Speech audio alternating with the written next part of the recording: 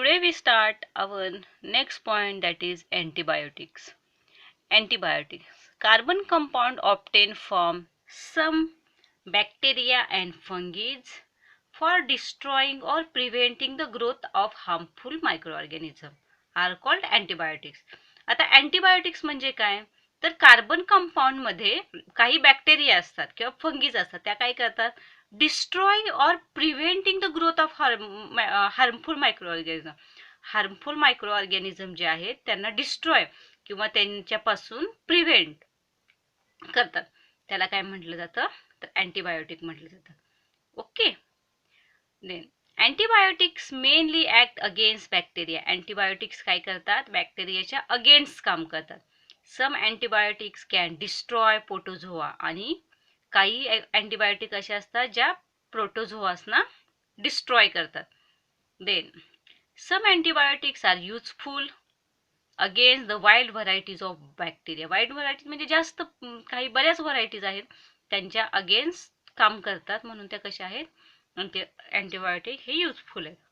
They are called broad spectrum antibiotic. Broad म्हणजे विस्तृत, spectrum म्हणजे क्षेत्र, विस्तृत म्हणजे जास्त क्षेत्र असणाऱ्या, जास्त क्षेत्रात. कारण वाईड व्हरायटी आहे, जास्त बॅक्टेरिया असतात, त्यामुळे त्यांचं काम सुद्धा कसं असतं? तर जास्त प्रमाणात असतं. Examples are ampicillin, amoxicillin, tetracycline etcetera. Ampicillin, amoxicillin, tetracycline, etc. When the pathogen cannot identify even though the symptoms of disease are visible, म्हणजे जरी सिम्पटम्स डिसीज विजिबल आहे ते दिसले नाहीत तरी सुद्धा broad spectrum antibiotics are use. म्हणजे जर आयडेंटिफाय डिसीज, जर प्रॉपर डिसीज जरी आयडेंटिफाय झाले नाहीत तरी ब्रॉड स्पेक्ट्रम अँटीबायोटिक काय करतात? इथं व्यवस्थित काम करतात. ओके. आणि सेकंड पार्ट आहे तो म्हणजे बघा, whenever a pathogenic microorganism is definitely known. जर आपल्याला पॅथोजेनिक म्हणजे त्रासदायक मायक्रोऑर्गॅनिझम्स जर डेफिनेटली नोन असतील, माहिती असतील, then narrow spectrum antibiotics are use. तेव्हा नॅरो स्पेक्ट्रम अँटीबायोटिक हे वापरले जाते. जेव्हा आपल्याला नेमके मायक्रोऑर्गॅनिझम्स माहिती नसतील तेव्हा ब्रॉड स्पेक्ट्रम, आणि जेव्हा माहिती असतील तेव्हा काय? तर narrow spectrum antibiotics are use. Okay. For example penicillin, gentamicin, then erythromycin. Okay, penicillium, gentamicin, erythromycin are the known pathogens. Therefore, we use here narrow spectrum antibiotics. Okay. Then next point, that is penicillin. See here, penicillin. Penicillin is a group of antibiotics obtained from fungus. Penicillin काय आहे? अँटीबायोटिक्सचा group आहे. तो कुठून मिळतो? तर fungus through मिळतो. Penicillium and is use for controlling the infections caused by bacteria like staphylococci आणि क्लॉस्ट्रेडिया आणि स्ट्रिप्टोकोकाय या ज्या बॅक्टेरिया आहेत यांना कंट्रोल करण्यासाठी पेनिसिलिन नावाच्या अँटीबायोटिकचा उपयोग केला जातो. कोणत्या कोणत्या आहेत? स्टिफायलोकोकाय, कोलेस्ट्रिडिया आणि streptococci. Okay, etcetera. Medicine contain penicillin are use to treat certain bacterial infections of the ear, nose, throat and skin as well as disease like pneumonia and scarlet fever. म्हणजे fever मध्ये pneumonia झाला असेल किंवा year, knows, throat किंवा skin असे कोणतेही जरी आजार असतील जे बॅक्टेरियल इन्फेक्शन मुळे होतात, त्यांच्यामध्ये पेनिसिलिन नावाचं मेडिसिन वापरलं जातं. मग त्यामध्ये काही प्रिकॉशन्स आहेत. प्रिकॉशन्स म्हणजे काय? तर सावधान किंवा सावधगिरी कोणती बाळगली पाहिजे आपण अँटीबायोटिक खाताना? तर लक्षात घ्या, antibiotic should be taken only when prescribed by doctor. म्हणजे डॉक्टरच्या प्रिस्क्रिप्शननेच आपण अँटीबायोटिक घेतली पाहिजे. Don't purchase any antibiotic from medical stores without prescription from doctor. म्हणजे डॉक्टरच्या प्रिस्क्रिप्शन शिवाय कोणतीही अँटीबायोटिक आपण दुकानातून किंवा मेडिकल स्टोअर्समधून घेतली नाही पाहिजे. Don't consume antibiotics on your own to treat common disease like throat infection, common cold or influenza. म्हणजे कोणतंही आपल्याला आजार असो, डिसीज असो, इन्फ्लुएन्झा असू देत, कॉमन कोल्ड असू देत किंवा थ्रोट इन्फेक्शन असू देत, अँटीबायोटिक घेताना नेहमी प्रॉपर ट्रीटमेंट घेतली पाहिजे. स्वतःच्या मर्जीने कोणतंही अँटीबायोटिक घेऊन खायचं नाही.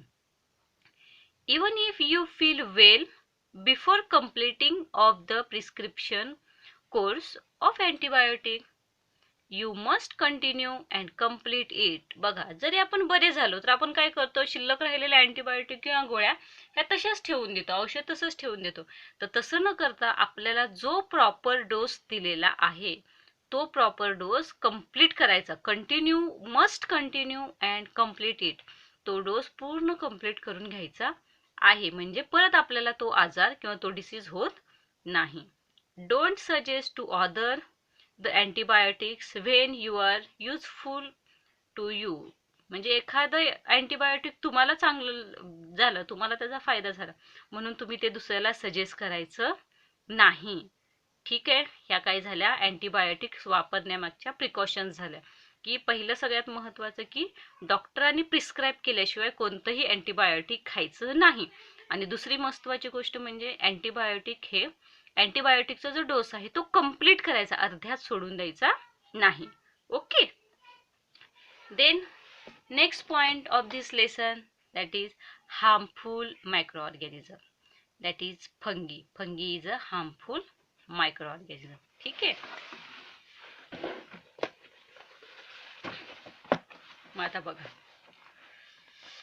Microscopic spores of fungi are present in air. एअरमध्ये मायक्रोस्कोपिक फंगीज प्रेझेंट असतात. If there is sufficient moisture, spore germination on cotton fibres, gunny bags, leather, wood items या सगळ्यांवरती फंगीज म्हणजे मॉइश्चर आणि स्पोअर मिळालं तर फंगीज कॉटन फायबरवरती, ग्युनी बॅगवरती, लेदरवरती, वुडन ॲटम म्हणजे लाकडी वस्तूंवरती काय होतात, पटकन जमा होतात.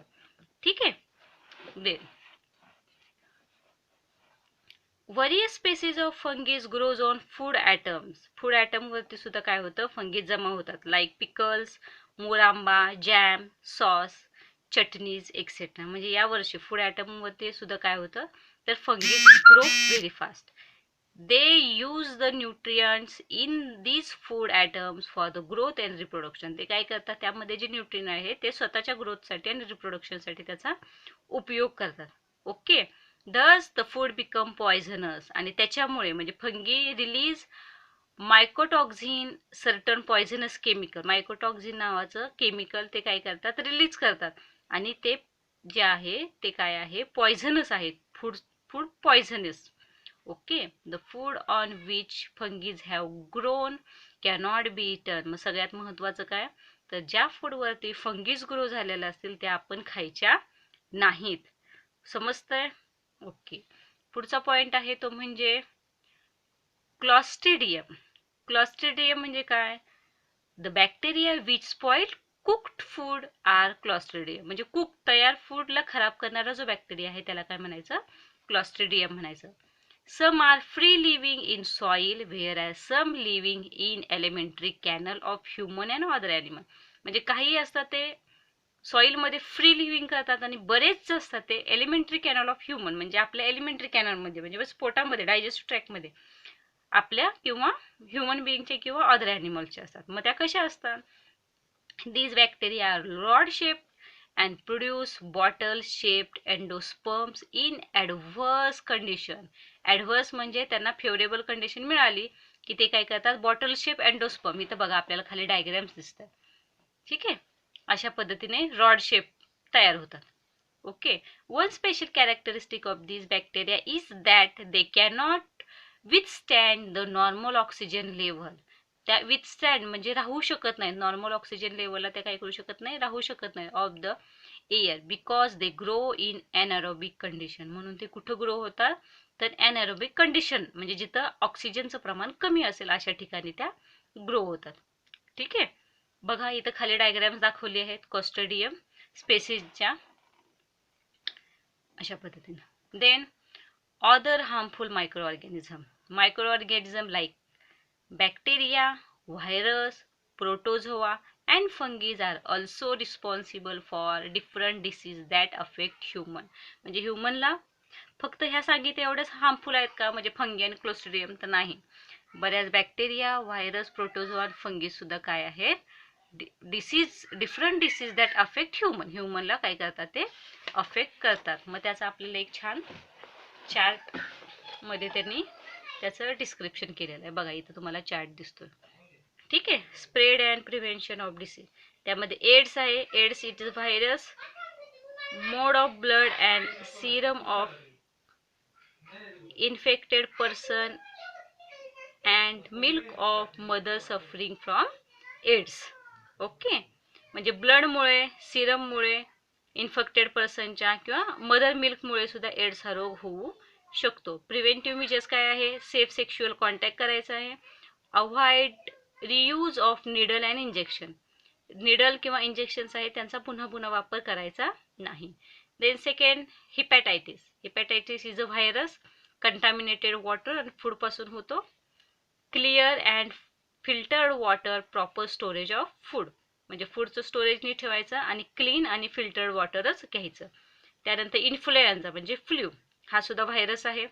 कॉन्टॅक्ट विथ इन्फेक्टेड पर्सन, म्हणजे एका पर्सनकडून दुसऱ्या पर्सनला होतो, तेव्हा आपण काय केलं पाहिजे, पर्सनल हायजीन ठेवली पाहिजे. And avoid contact with infectious person, म्हणजे ज्याला इन्फेक्शन आहे त्याच्यापासून आपण लांब राहिलं पाहिजे.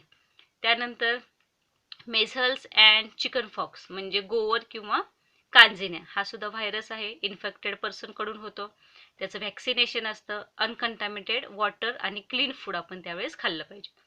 परत ब्लड फ्लू किंवा स्वाईन फ्लू, हा सुद्धा व्हायरस आहे.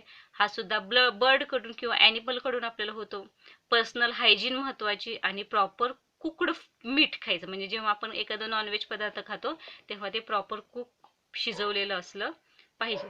Then next that is dengue. Dengue is also the virus. कशामुळे होतो तर मॉस्किटो बाईटमुळे होतं. त्यामुळे काय केलं पाहिजे आपण, तर cleaningness of surrounding, preventing stagnation of water and mosquito control. Then pneumonia is a bacteria. Pathogen काय आहे, बॅक्टेरिया आहे. Droplet spread in air by infected person, म्हणजे निमोनिया झालेल्या पर्सन कडून काय होतं, ड्रॉपलेट स्प्रेड एअरमध्ये होतात आणि त्यापासून हा डिसीज होतो. ओके, त्याचं व्हॅक्सिनेशन करायचं असताना avoid the contact with infectious person, म्हणजे जो इन्फेक्टेड पर्सन आहे त्याच्या कॉन्टॅक्टमध्ये यायचं नाही. त्यानंतर पुढे लॅफ्रोसी. लॅफ्रोसी म्हणजे कुष्ठरोग, हा सुद्धा बॅक्टेरियामुळे होतो. Long term contact with infected person, म्हणजे जर इन्फेक्टेड पर्सनच्या लॉंग टर्म कॉन्टॅक्ट आला तर कुष्ठरोग किंवा लॅफ्रोसी होऊ शकतं. त्यामुळे आपण काय केलं, इन्फेक्टेड पर्सनचा कॉन्टॅक्ट टाळला पाहिजे. Next cholera. कॉलरा सुद्धा बॅक्टेरियामुळे होतो. कंटॅमिनेटेड फूड आणि वॉटरमुळे होतं. त्यामुळे सगळ्यात महत्त्वाचं क्लीन फूड आणि वॉटर घेतलं पाहिजे. Next malaria. मलेरिया हा प्रोटोझोआमुळे होतो. मॉस्किटो बाईट आणि अनक्लीन सराउंडिंगमुळे होतो. त्यामुळे आपण काय केलं पाहिजे, cleanliness of surrounding, preventing stagnation of water, controlling mosquito is most important. And last that is dandruff, ringworm and scabies is a fungi. Contact with infected person or his or her belong like cloth, म्हणजे एकमेकांचे कपडे घातल्यामुळे. Scabies म्हणजे गजकर्ण. ठीक आहे, मग आपण काय केलं पाहिजे, पर्सनल हायजीन ठेवली पाहिजे. Avoid the contact with infected person, म्हणजे इन्फेक्टेड पर्सनचा कॉन्टॅक्ट आपण टाळला पाहिजे. अशा प्रकारे या लेसनमध्ये आपण काही युजफुल आणि काही हार्मफुल बॅक्टेरियांचा अभ्यास केलेला आहे. पुढच्या तासाला आपण पुढचं लेसन सुरू करू. तोपर्यंत तुम्ही या लेसनच्या नोट्स आणि एक्सरसाइज आपल्या नोटबुकमध्ये सॉल्व करायचा आहे. Okay then, thank you, bye, take care.